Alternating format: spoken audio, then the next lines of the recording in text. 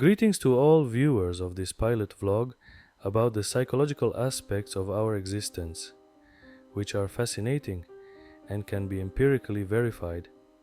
Empirical means based on direct experience or observation. It refers to knowledge that comes from practical and real-world examination, rather than theory or assumptions.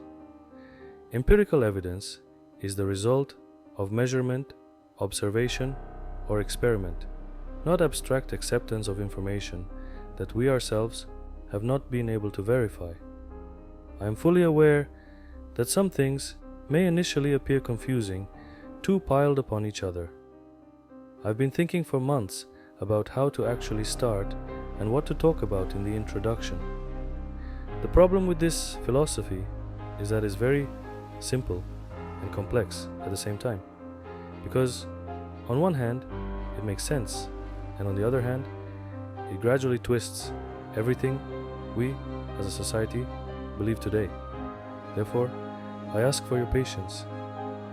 We will need to train our inner imagination, the architect of our thoughts, to gradually understand this philosophy. At the same time, I want to set a few things straight from the beginning. This channel deals with the connection of psychology and philosophy, which is based on the laws of paradoxes that I have observed and described in my notes. I hope they will one day become a book. This is my own psychological research of thoughts as such. As a modern philosopher, I also deal with the community of people, both present and past. I do not adhere to any political systems or modern ideologies. I look at the world through a concept of thinking that I have also developed and will try to describe to you. I have called it counterclockwise thinking, which is analytical thinking, but incorporates the laws of paradoxes that help better identify what is truth and what is lie. The laws of paradoxes are actually just about truth and lies, but it's not as simple as it seems at first glance. That's precisely why I decided to start with it. An old acquaintance once told me, "You have to explain it to us like children in kindergarten." But isn't that too boring? Anyway, we'll see how it goes. By that, I'm certainly not suggesting that people are slow to understand. I simply don't know how to start, and making overly long vlogs where I beat around the bush seems counterproductive. So I thought of creating a mosaic where each part adds from every side, like a puzzle. In the end, it could conclude with a longer summary of the series. We'll see how it all goes. However, I don't think I'm the creator of this philosophy, as I believe that human society in the past knew these aspects very well, and there's a good reason why these principles no longer exist today. You can verify it yourself from the comfort of your couch or on the toilet. I will, however, gradually try, piece by piece, vlog by vlog, to explain my perception of the world to all who will be interested in my knowledge. Later, I will also address history and society as such, and I will point out certain facts in advance, so that it doesn't seem like I simply have the truth and there's no other way. After all, I would like this channel and my storytelling to be perceived objectively, because these are my opinions that I'm sharing, but I don't want to convince you that it's so. You have to judge for yourselves. Otherwise, I'd just be another manipulator. In the beginning, in the first videos, I would like to start by defining the terms that I will use later, where these topics will develop and overlap. For example, consciousness, which will also be used as the perceiver. Terms like awareness, linear cyclic mechanism, negation as a form of complete destruction of potential, creation, and potential itself, and so on. Occasionally, absurd examples will also appear, so that, in the end, we understand what we have long known, but forget to realize. If a new term appears in a video, and is not sufficiently explained. It will be gradually explained in subsequent videos due to the interconnection of all the aspects I will be addressing. It's better to provide a few examples and gradually develop them later than to talk at length about just one without linking it to others. Awareness of the conscious is crucial, and an expression like "I am aware of it" is not entirely accurate. The correct way would be "I realize it." Why? Because even our human life began as conscious perception of the world around us and within us, but without realization of the conscious. What does that mean? It means that consciousness and realization are two different things, but cannot exist without each other. That's why small children need conscious parents for their lives, because they themselves do not yet have the developed ability to realize being as such. Small children, and especially babies, react to world stimuli impulsively, which means they don't have an emotional spectrum between a calm state and crying. This topic, even though it seems simple, can go deep precisely because of the paradox of informational creation, which is a process where we paradoxically learn much more than we originally intended. This is essentially the principle of conscious realization, which constantly develops and, at the same time, has paradoxical tendencies to destroy itself, or rather, to destroy what was created, which doesn't make sense at first glance, yet it happens from a higher principle, so to speak. For example, when a rose grows from the ground, it withers and decays after a certain time. Why can't it always be in its most beautiful version? The answer lies somewhere between birth and death.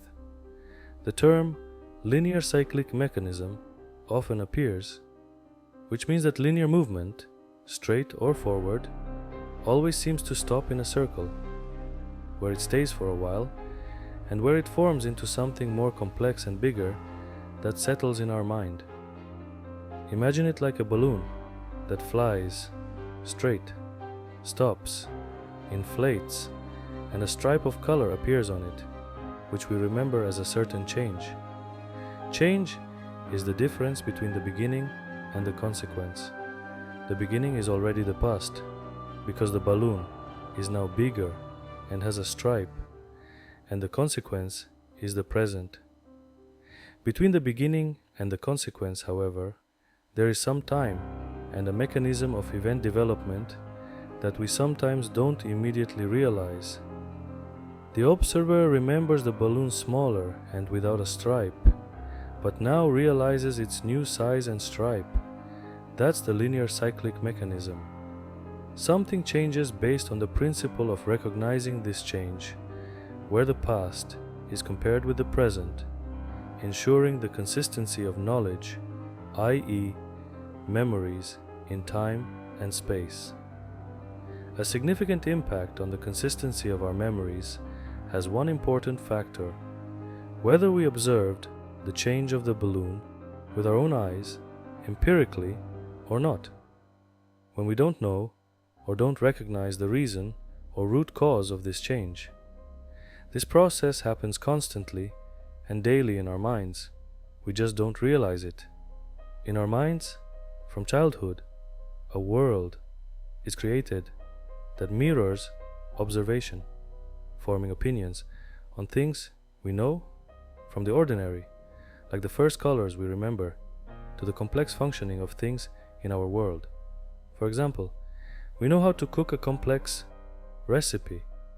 As humanity, we can build motor vehicles, mobile phones, beautiful songs.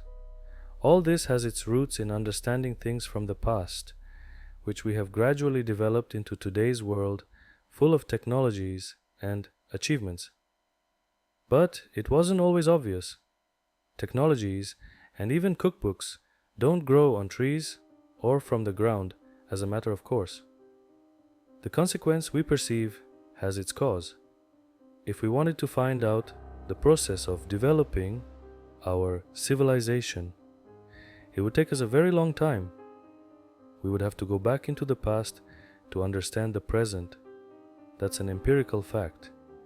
However, we would learn much more information than we originally intended when looking at something that just interests us, and that's another fact. Now, we're actually talking about analyzing the state we perceive in the present.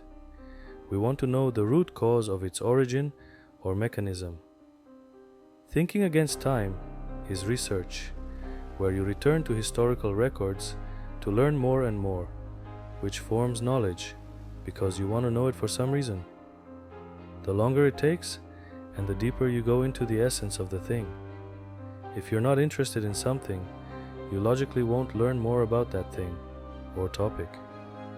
Even about fruit, like an apple. You can learn a wealth of information if you delve deep into its essence. It's quite possible you'll write extensive research, including books, just about the apple. That's actually the informational paradox of creation. Because, at first glance, we consciously perceive just a round shape on a tree.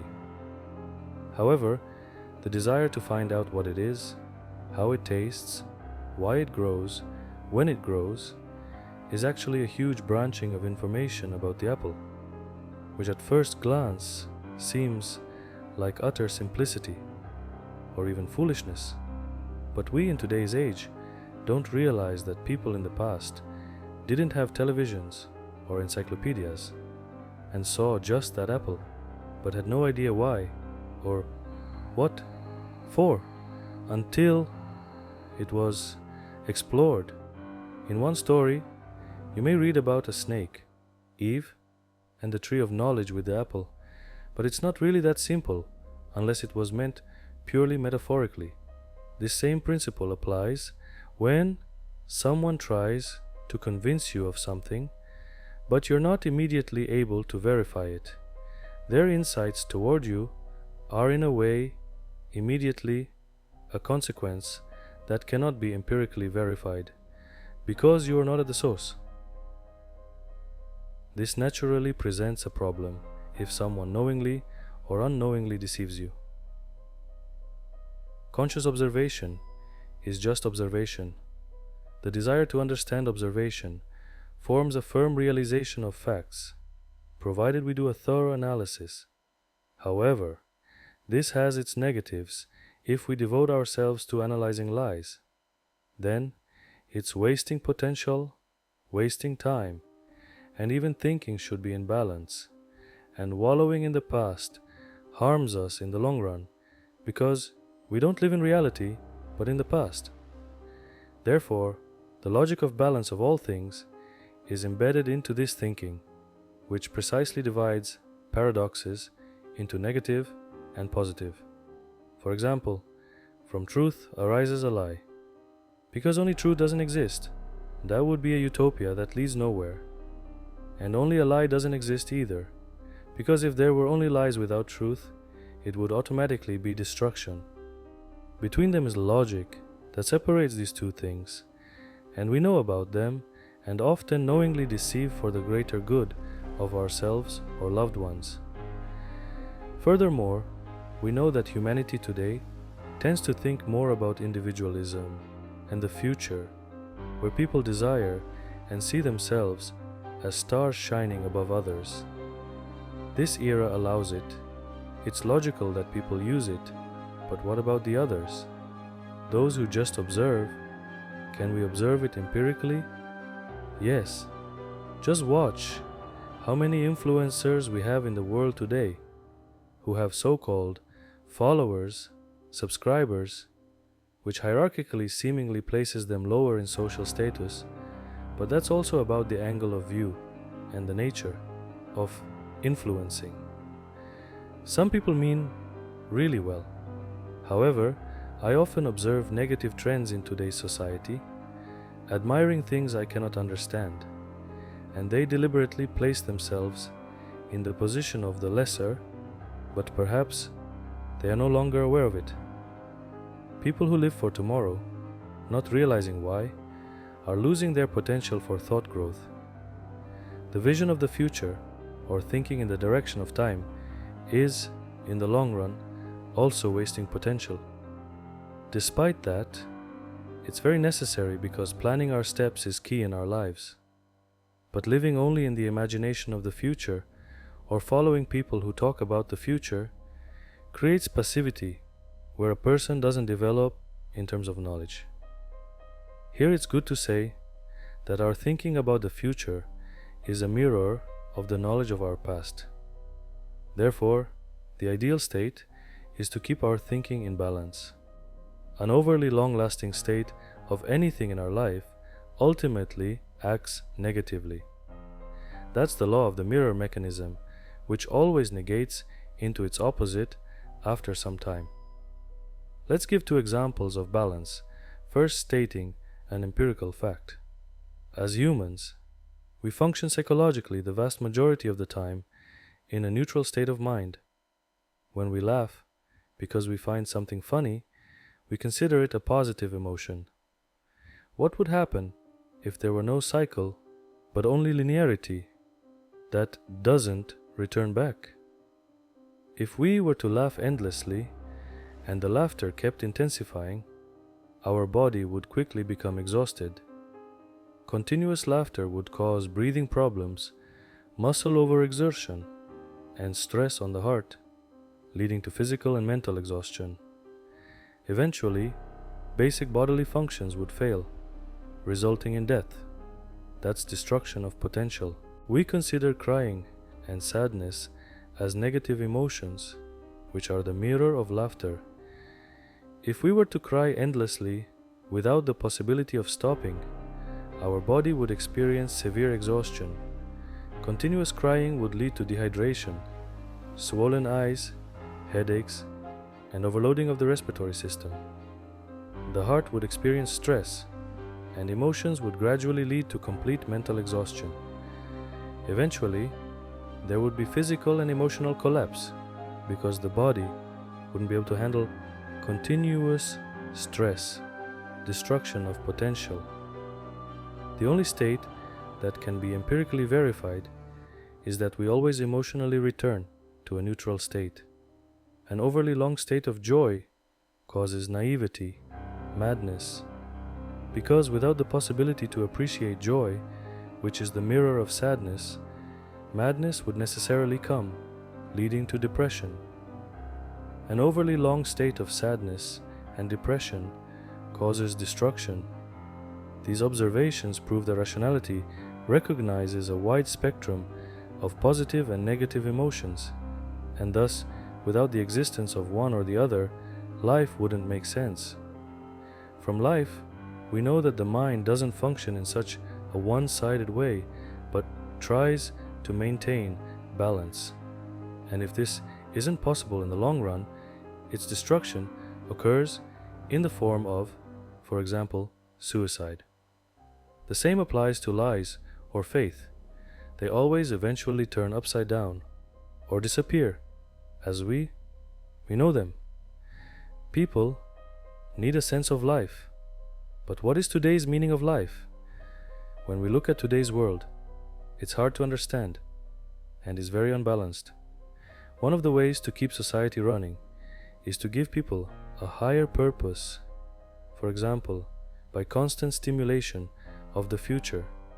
Some goal that keeps repeating, like a salary, vacation, new car. It's always just faith in the future or some dogma. But where is the past, and why do the media call people who deal with causes and consequences conspiracists? Everything we observe in the world today are two paradoxes. One is creative, and the other is destructive, and we see it even in the world we live in, a world full of conflicts, wars, and hatred towards each other, even though if humanity wanted, it could solve perhaps all our crises. Despite our technological progress, people today seem divided and lost, for which I paradoxically blame technology, which has created faith in tomorrow, or Tomorrowland. What is faith from the psychological point of view? Faith is also a paradox from the psychological point of view, but why? The answer is simple, because faith in something we're not 100% sure about can be fatal. Faith represents the concept of insufficiently verified thought, which has become an important pillar of our memories. However, it wasn't experienced and understood by us, so we can deduce its truthfulness. Faith is mainly associated with the idea of the future, which in our understanding doesn't exist. It's just a calculation of ourself living in the present based on knowledge from the past, that is, from memories. In reality, the future surpasses us, and we have almost no control over it unless we have sufficiently high-quality knowledge, which are still just memories stored in the past and which we use in the present to imagine the future. However, it hasn't happened yet, but we already see ourselves there or count on it now, which negatively affects us and creates blind naivety, sometimes even passivity. Let's give a simple example. Tomasz, a 10-year-old child, decided to plant potatoes with his friends. He lives in a fairy tale world where no one needs to eat. He has a small field and one potato that he wants to plant, but he doesn't know how at all. In that world lives a notorious liar who advised Tomasz that you need to cook and mash the potatoes and then plant them. Tomasz enthusiastically planted this mush directly into the garden, believing that the most delicious potatoes in the world would grow. And the result? Well, nothing. Not even a blade of grass. His blind faith in the advice of an adult was simply a lie. If humanity in the real world planted mashed potatoes, there would be no potatoes. If we break it down, the child had no knowledge about growing potatoes, and at the same time had strong expectations rooted in the future, but how his potatoes would grow. But the information that the naive child stored in his memories was untrue. The law of paradoxes is that if we make decisions based on a lie, destruction or negation of the potential concerned will eventually manifest. In this story, if in the child's world there were only potatoes and nothing else, potatoes would forever disappear in this world. If the adult had told the truth about growing potatoes, more potatoes would actually grow than just one, because nature gives exponentially. So, dear audience, today we'll look at an interesting question. How many potatoes can you theoretically get from one sprouted potato with multiple eyes? Under ideal conditions, if you correctly divide the potato so that each piece has at least one eye, you can get 4 to 10 seedlings. And now it gets interesting.